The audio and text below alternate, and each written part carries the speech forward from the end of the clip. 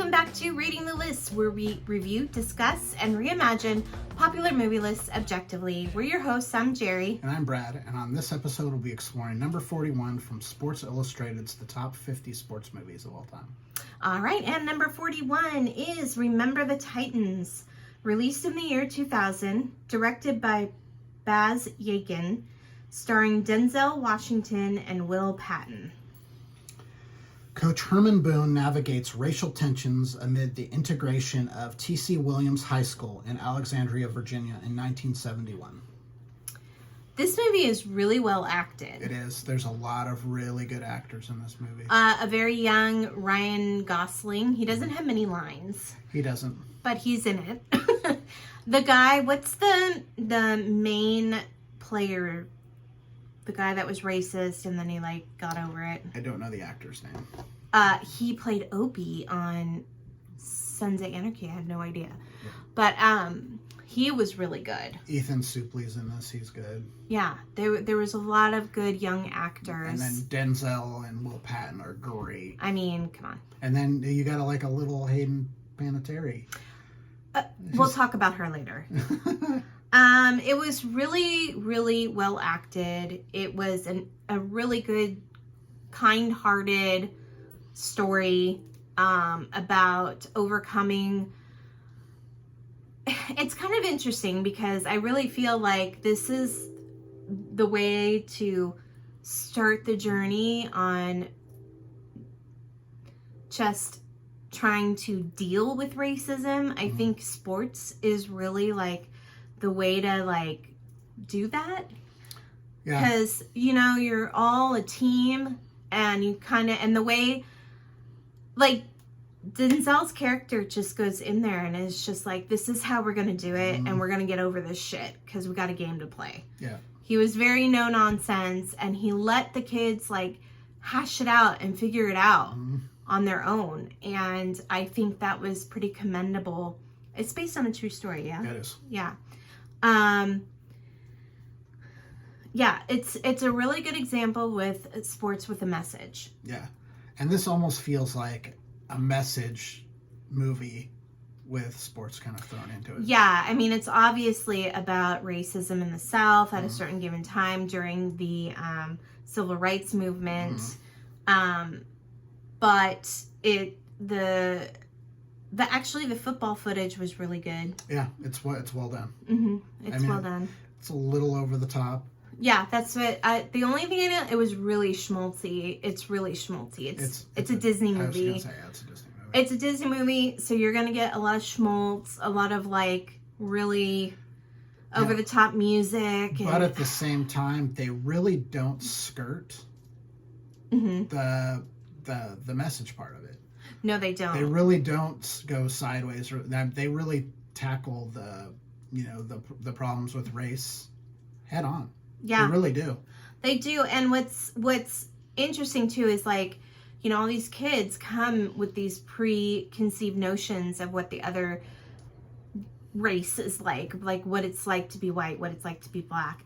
And it's really showing where that comes from. It comes from their parents. Yeah. And so to see that, to show how that lineage happens and then to see it break and see that their kids have evolved and are being better than they are it was really interesting. Yeah. No one's born a racist. No one's born a bigot. No one's born with hate. Nope. It's a learned behavior. So it was a really good movie. The football scenes were really good. What else? It was fun. It's a fun movie too. I mean, they have little musical. Yeah, they use the one thing they do really well is they use humor to kind of help pass along the message. So the movie's not. They're talking about a very heavy subject. Racism is a very, very heavy subject. Oh, yeah. Regardless of which side of it you're on. Yeah. And they do a good job of using humor. And the stuff that the locker room stuff is very, very realistic. Yeah. That is how guys talk in a locker room for the most part. and there's a I'm lot all, of, yeah, like I know. yeah, she was there. But there's a lot of ball busting and a lot of you haze each other. I mean, that's just kind of how that goes when you're on a team sport. That's just kind of how it goes. But these two groups are navigating the fact that usually when you're like making fun of a friend, you have like an established relationship with them already. Mm-hmm. So if you say something that's a little off color, it's not taken the wrong way because Right. they're your friend. Yeah. But in this spot, it's really easy for that to go sideways, and it kind of starts to a couple times. But there are a couple people like that are on this team that are really good at kind of bridging the gap between the two sides, and that's the kind of stuff that brings them together. One, there's that, and then two, they're winning. Yeah. Nothing breeds chemistry on a team like winning. But that's why they're winning, is because they're working as a team, right? What else? Something to say about it that's a little bad is a little homophobic. It's a little homophobic.